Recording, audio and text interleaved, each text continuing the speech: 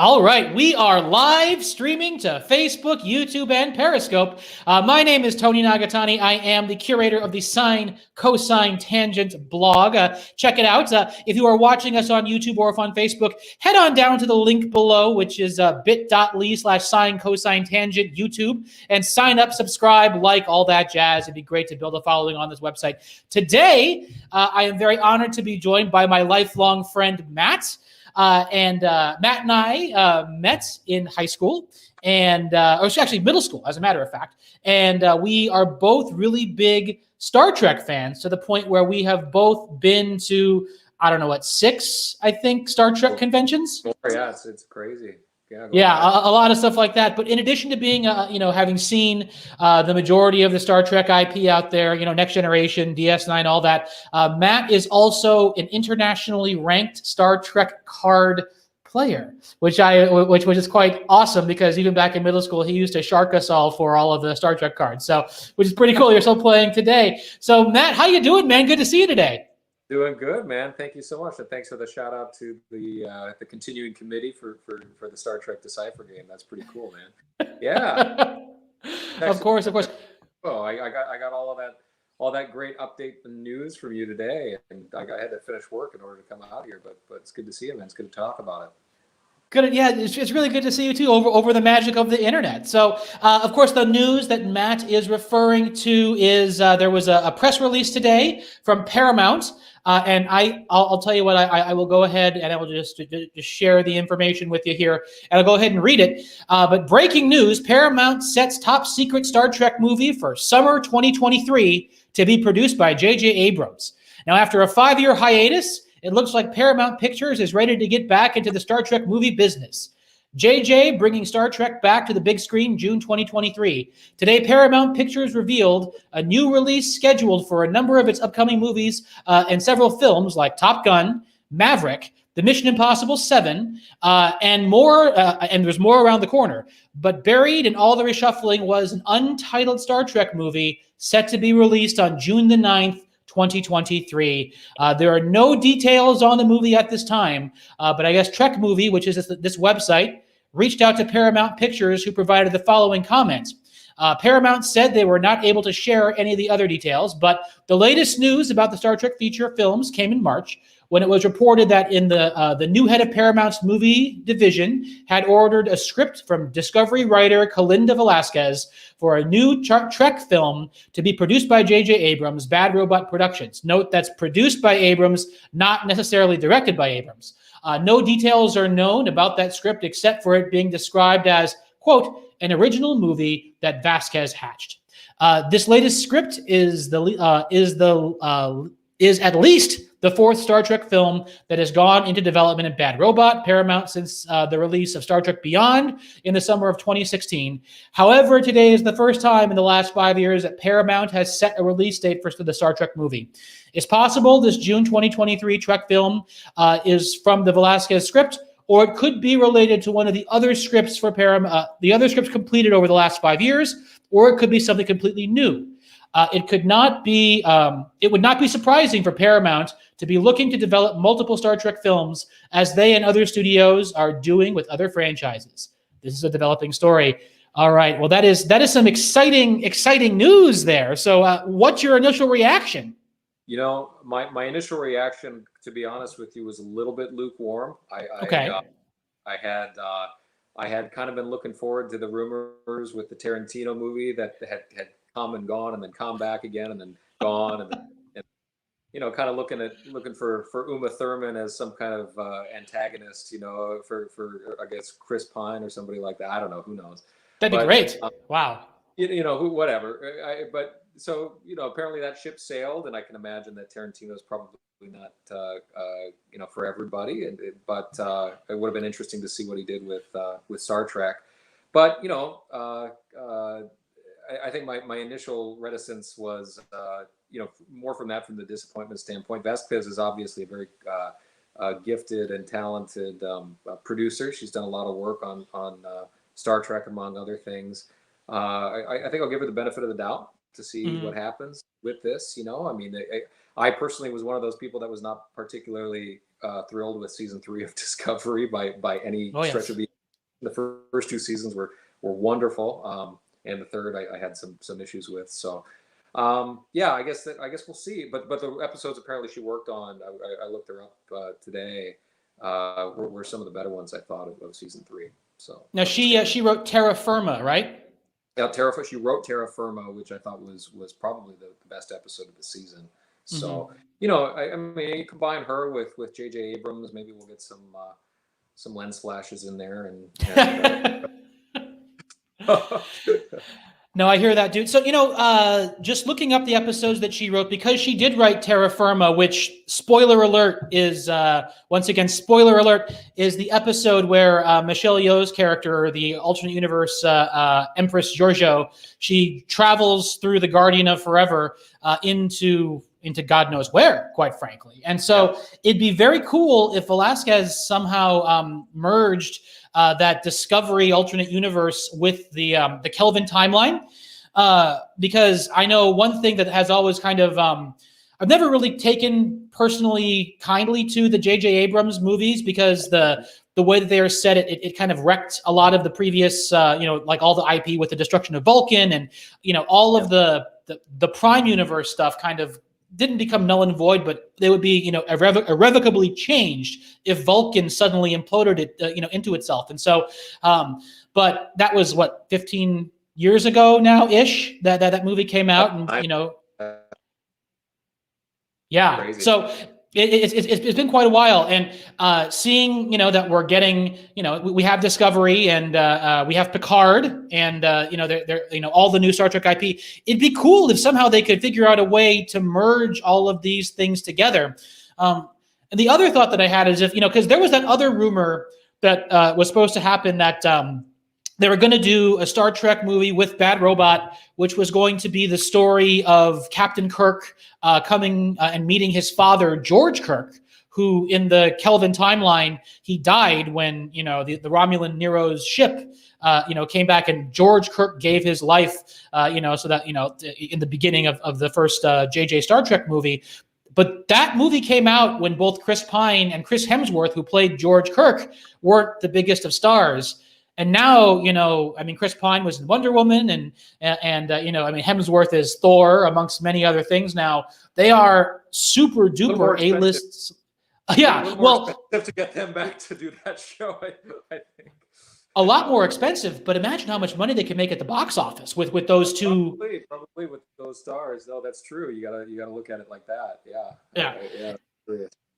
And I think it'd be cool if they were to have those guys, and somehow if Giorgio got sent, to correct what, quantum leaping through the Star Trek universe, as it were, putting right things that went wrong, and somehow figuring out a way to have, like some sort of synchronicity between all of the different universes, and that could be the future of Star Trek. So I don't know. I cannot imagine Paramount giving up Michelle Yeoh's character. I mean, she was amazing. She was one of the highlights of Discovery in that entire series. Yeah.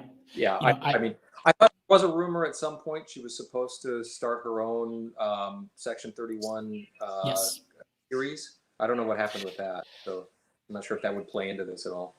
I think that's still happening. I haven't seen any filming dates, but as far as I know, that is still, that was still a project. And if anything, I'm sure COVID probably has something to do with a lot of that becoming delayed.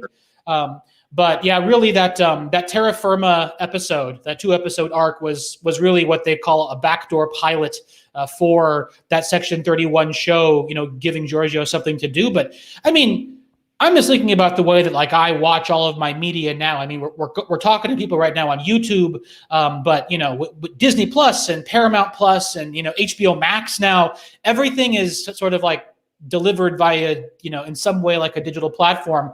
And with how strong Marvel has been with its shared universe, I would think Paramount. I'm looking at some of their other IPs. Not very many of them have the clout that Star Trek does. And I think it would be in Paramount's interest, actually, to encourage, a crossover between TV show and movie. And Michelle Yeoh is a movie star too, so it's not like it's. Right. Yeah. No, I think that makes a ton of sense. They need, and I am glad. It's a good point that you're making about how Paramount's really starting to expand the Star Trek universe and open up some of their IP to a much greater extent. I mean, who would have thought, even 10 years ago that we'd be getting so much out there between Picard and Discovery and Strange New Worlds and now a movie. So, I think the producers over there are probably making the right decision and, definitely, reapplying their workhorse of Star Trek to start working for them again. So good. Yeah. Good.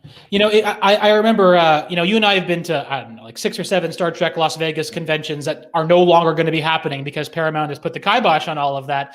But I remember. Next one. Still in Vegas. Yeah. It's a good excuse to go play craps and walk around the vendor's floor and be a nerd and, have it be a fun weekend. But before the Discovery was even announced, I remember you and I, this must have been, I think, 2013. We went to that convention and I asked a very pointed question of oh gosh, who was it? The showrunner of Rick Berman. Who was it? Berman. Oh, Rick Berman. Okay. Who was it? No. You're thinking of Kurtzman, or are you thinking of Alex Kurtzman, or are you thinking of Rick Berman? It wasn't Kurtzman. It's oh goodness. It's been a long day, and it's Friday. Been a long week. Who is the showrunner of Enterprise at the end? Oh, of Enterprise, Manny Cotto. He was one of the producers, but he was one of the producers. Well, yeah. I think Rick Berman passed away. Anyway, I think you're thinking of Michael Pillar passed away. Okay. Yeah, Rick Berman's still around. Brendan Braga. Was it Braga? That's who it was. I'm sorry. There's my brains. Brandon Braga. Ask the question to Brandon Braga. And I remember I went up there and I gave him this diatribe being like, Star Trek, we're thousands of us are here on some random weekend in Vegas to celebrate Star Trek. And, given how prominent the IP is and how Netflix exists, why I remember kind of yelling at him in a question, why can't you guys figure this out and figure out a streaming, a Star Trek show? And now we have 3 going on 4. So it's kind of a great time. Yeah. And he was taken aback by the question. And Brandon Braga. I mean, I think we've been rewatching that as a family and first time for my daughter. And that is a extremely underrated Star Trek series, and we just finished the first season, and boy, they did a great job with that. And if I remember correctly, it keeps getting better. So, yeah. Hey, Paramount, if you're listening, bring Brandon Braga back. He did a nice job.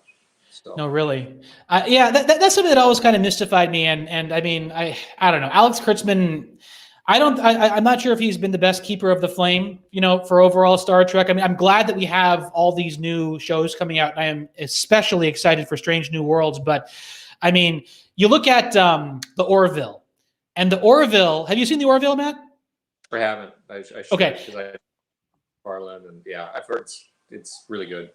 Well, it feels very much like old Star Trek: The Next Generation, episodes did, just in terms of, just the way the ship hum is, and also similar production values to Star Trek Enterprise, which is to say, not quite cinematic, but at the same time, still very, very good. And in that sense, kind of limited by their overall budgets in a way that you look at Star Trek Discovery and everything is so hi-fi and beautiful and cinematic, but it kind of comes at the expense of storytelling in many ways because you have these really expensive, special effects, but you only have 8 episodes. So everything's kind of a lot more compact, but my point being is that it would be a lot better. Yeah, I agree. If they were to let Brendan Braga, have Star Trek, or heck, honestly, Seth, the rumor I've always heard is Seth MacFarlane could take all of his Family Guy money and purchase with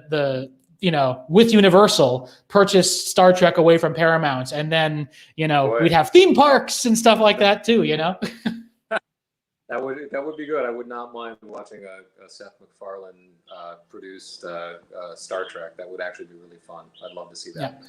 It'd probably just be the geriatric cast of Next Generation for the first show. But other than that,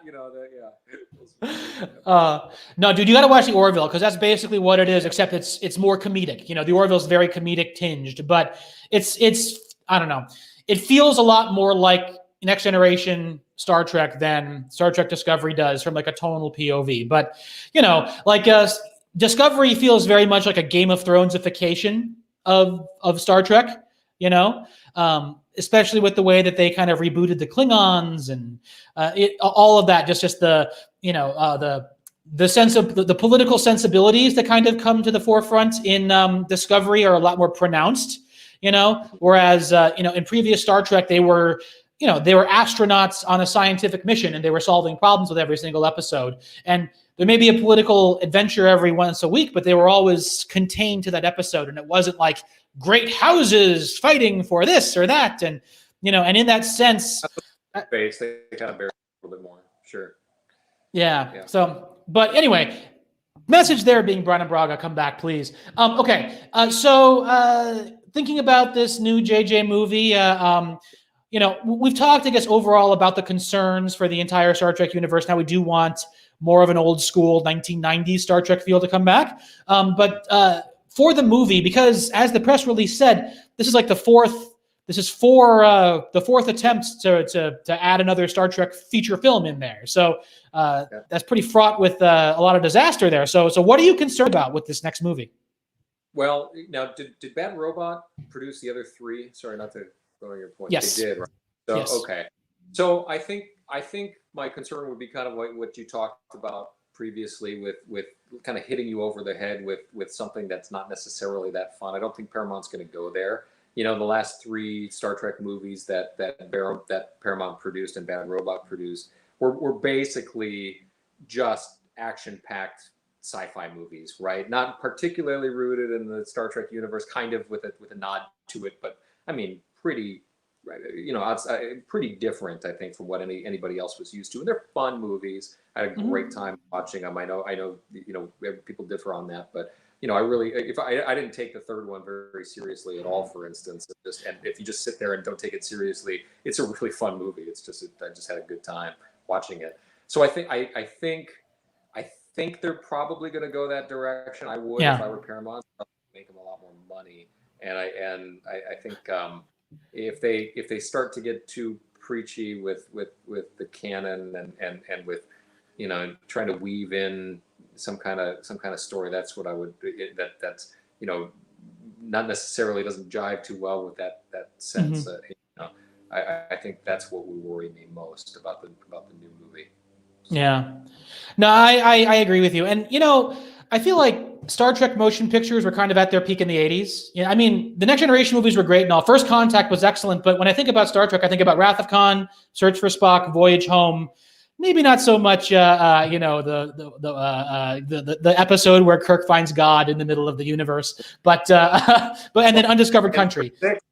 Undiscovered Country, right? That's what a good example, right? I mean, so that was a kind of a Cold War based theme to that show, right? That was the idea, was this whole reconciliation between the U.S. and the Soviet Union, and when you weave that political dynamic into a Star Trek show, it becomes very dated, and it's not necessarily. I don't know. In that case, it kind of, in my opinion, doesn't age very well. It didn't work that much. Interesting. So, I'll tell you something. I like Undiscovered Country. I like the Hamlet and Klingon, like all that sort of stuff. I like the background that it gave us about the Klingon justice system itself. Yep. And you know what? I mean, you're absolutely right. It is, understanding it came out in the early to mid 90s. Wasn't that? Yes. Yeah. That's exactly right. And also Kim Cattrall. Kim Cattrall was the Vulcan female in that, the treacherous Vulcan female, which was interesting in that too. Pre Sex and the City, Kim Cattrall. No, my concern though with this next one is that it ends up being, as you say, like preachy, something that not everybody can really relate to, which is something I think the last season of Discovery kind of fell victim to a lot of the times. And I feel like a lot of, they were doing things to make a point rather than just making it to advance the storytelling. And that being said, though, the fact that, Vazquez is writing it, and she did write some of the better episodes from this past season of Discovery. that I think is some upside, and hopefully what I'm hoping for is a good self-contained action movie with some A-list actors, and honestly bringing together all these sort of desperate universal threads that have gone on over the last 15 years, and really there's I don't know. I watch a lot of YouTube, and there's a big chunk of Star Trek YouTube which is devoted towards like bashing all the various Star Treks. It's kind of a cottage industry, these days. Yeah, no, it is. I've seen it firsthand. But I would like something that would kind of be just good and understandably good in its own right, kind of like how good Anson Mount was as Pike. Right. It was just this guy's good. This character, he just and that was the shining star of the second season of Discovery and made everything work, and I'm just hoping for that, where we get, it's just, undeniably good that anybody can relate to, because, that's kind of where I feel like kind of Discovery season 3 kind of like lost a bunch of people, so. No, but 100%, man. I mean, I think you're right. I hope they listen to the fans, kind of coming back to your point, listen to this, right? You want this amalgamation from the other IP, and all this the successful parts of Star Trek, and let's pay some homage to that, and put that into an action movie, and I would love that. That would be exciting. Yeah. That sounds great. Well, all right, man. We've been going for about 20 minutes. I know you have a hard out, so I'll let you go about 5 minutes early. But I just want to say thank you very, very much for joining me here. When there's some more Star Trek or Star Wars related content to talk about, do you want to come back and talk on the stream? Absolutely, let's do that. I'll jump on if you ever need anything with Vikings or football too. So whatever you need. Oh yeah. All right, you got it, man. You got it. We'll figure that out. Draft is coming up, so we'll get that going too. Oh wait, hold on a minute here. We have a comment. We have a comment. From Nikos. Hey Nikos, Justin Lin is well suited to direct again, even though I didn't really care for the script of Beyond. Klingons, Romulans, Borg, so many great possibilities. Nikos, you are absolutely right, sir. And I also like the Aquaman movie that he directed, which was also quite excellent, and a lot of fun action movie all the way around. And so totally agree with you there. What do you think about that, Matt? Absolutely. No, Justin Lin, good action movie, good pairing with JJ Abrams and that team. So 100%. And I love the shout out to the Klingons, Romulan, Borg. I mean, let's explore some of that. That's exactly, it's right on what you were talking about. Like, going for what fans love. Exactly.